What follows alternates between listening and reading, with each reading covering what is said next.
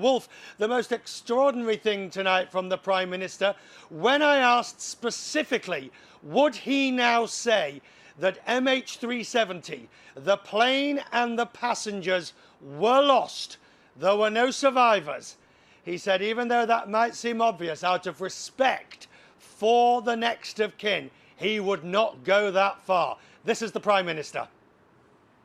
On the balance of the evidence, it would be hard to imagine otherwise, Richard. Right now, I think I need to take into account the feelings of the next of kin.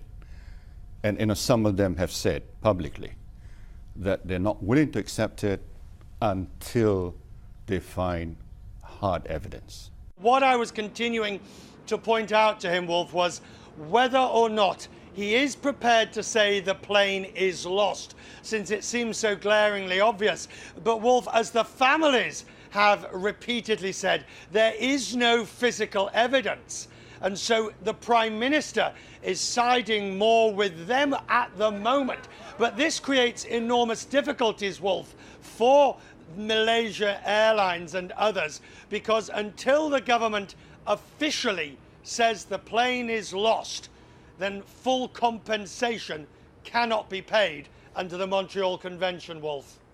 But this sort of flies in the face of what Malaysian officials said several weeks ago when they said the plane had gone into the Indian Ocean. The Malaysian Airlines, as you remember, sent out a notice to the family saying that their loved ones presumably were all dead. And so I just want to be precise on this. I know we didn't hear your question going to the Prime Minister. He's refusing to say right now that the plane is lost. I just want to be precise. This is an extremely sensitive point, as you know.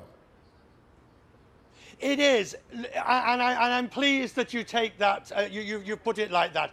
He is not flying in the face of the obvious. He recognises the evidence of, or what we know so far. But what he is saying is, Wolf, in a nuanced way, out of respect for the next of kin, he will not make that final, if you like, those blunt statements, the plane has crashed, everyone's dead, which is effectively what I was asking him to say.